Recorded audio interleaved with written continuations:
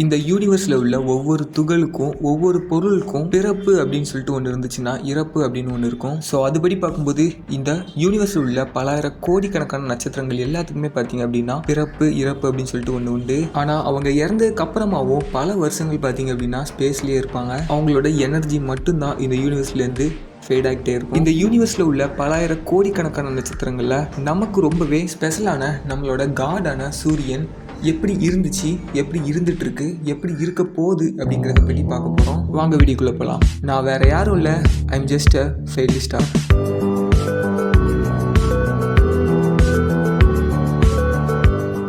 4.6 billion இயர்ஸ்க்கு முன்னாடி ஒரு ஜெயண்ட் சோலார் நெபுலால உள்ள ஸ்டார் டஸ்ட் அண்ட் கேஸஸ்லேருந்து தான் நம்ம சூரியன் வந்துட்டு ஃபார்ம் ஆகியிருக்கு. இந்த கேஸஸ் அண்ட் டஸ்ட் பார்ட்டிகல்ஸ் எல்லாமே 4.6 பில்லியன் இயர்ஸ்க்கு முன்னாடி பார்த்தீங்க அப்படின்னா தன்னோட ஓன் கிராவிட்டியால் பார்த்தீங்க அப்படின்னா கொலாப்ஸ் ஆகுது. அப்படி கொலாப்ஸ் ஆகி ஒரு சென்டர் ஆஃப் மாஸை வந்துட்டு கிரியேட் பண்ணுது. ஸோ அதில் தான் நம்ம சூரியன் ஃபார்ம் ஆகுது. கிட்டத்தட்ட 99.8% ஆஃப் சோலார் மாஸை வந்துட்டு சூரியனை உருவாக்க அந்த நெபுலா வந்துட்டு புல் பண்ணியிருக்கு. மீதி உள்ள டஸ்ட் பார்ட்டிகல்ஸ் அண்ட் கேஸஸ் எல்லாமே சூரியனோட ஏர்லி சோலார் விண்ட் மூலமா டெஸ்ட்ராய் பண்ணப்பட்டு இருக்கு அப்படின்னு சொல்றாங்க. நம்ம சூரியன் பார்க்க தான் சிறுசா இருந்தாலும் பீட்டல்ஜிஸ் அப்படிங்கிற நட்சத்திரத்தோட ரொம்பவே hot.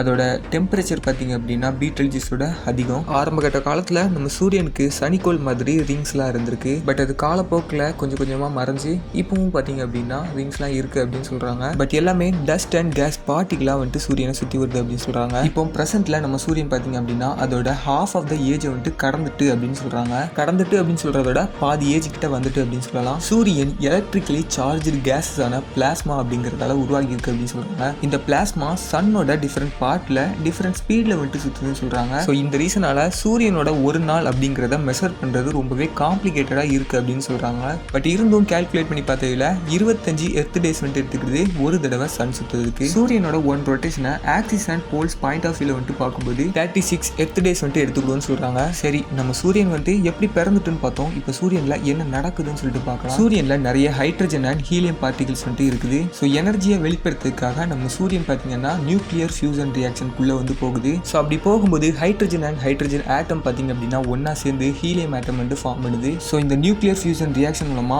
Enormous amount of energy பார்த்தீங்க அப்படின்னா வெளிப்படுது. ஸோ அதுதான் நம்மளுக்கு சோலார் எனர்ஜியா இன்னைக்கு வரைக்கும் கிடைச்சிட்டு இருக்கு. ஸோ இதுதான் இப்போதைக்கு சூரியனில் நடக்கிற விஷயங்கள். 5 பில்லியன் இயர்ஸ்க்கு அப்புறமா நம்ம சூரியன் ரெட் ஜெயண்டா வந்துட்டு மாறும். அதாவது நம்ம பூமி வரைக்கும் சூரியன் எக்ஸ்பேண்ட் ஆகும் அப்படின்னு சொல்லலாம். ஸோ அப்படி இருக்கப்போ பூமியில உயிர்கள் வாழ்றதுக்கான ப்ராபபிலிட்டி பார்த்தீங்கன்னா ரொம்பவே கம்மியாக தான் இருக்கும். பார்ப்போம். எலான் மஸ்க் வேற மார்ஸுக்கு போகணும்னு சொல்லிட்டு ரொம்பவே துடிச்சிட்டு இருக்காரு. நம்மளும் ஏலியன்ஸ் மாதிரி, அதாவது எலான் மஸ்க் மாதிரி கிரகம் விட்டு தாவதுக்கு ட்ரை பண்ணி தான் செய்வோம். ஸோ இன் ஃபியூச்சர்ல மேபி ஹியூமன்ஸ் பார்த்தீங்கன்னா வேற கிரகத்துக்கு வந்துட்டு போறதுக்கான சான்சஸ் வந்துட்டு இருக்க தான் செய்யுது. ஸோ ரெட் ஜெயண்டா மாறினதுக்கு அப்புறமா சூரியன் ஒரு பிளானட்டரி நெபுலாவா தன்னோட வாழ்க்கையை வந்து முடிச்சுக்கணும். இப்படி சொல்றதோட ஒரு ஆக்டிவ் ஸ்டாரா தன்னோட வாழ்க்கையை முடிச்சுக்கணும் சொல்லலாம். பிளானட்டரி நெபுலாவா மாறினதுக்கு அப்புறமா அதோட ரிமைனிங் கோர் பார்த்தீங்கன்னா ஒயிட் டுவார்ஃபா மட்டும் மாறிடும். ஒயிட் டுவார்ஃபா இருக்கிற ஸ்டேஜில் சூரியனால எந்த ஒரு எனர்ஜியும் ப்ரொடியூஸ் பண்ண முடியாது. நியூக்ளியர் ஃபியூஷன் ரியாக்ஷன்னா பார்த்தீங்க அப்படின்னா அதோட கிரியேட் பண்ணவே முடியாது. தன்னால் ஒன்றும் பண்ண முடியாத காலகட்டத்தில் இருக்கிற எனர்ஜியை வச்சுக்கிட்டு ரொம்ப நாளைக்கு பார்த்தீங்க அப்படின்னா கூல் டவுன் ஆகிட்டே இருக்கும் நம்ம சூரியன். அப்படி கூல் டவுன் ஆகிற ஸ்டேஜ் பார்த்தீங்கன்னா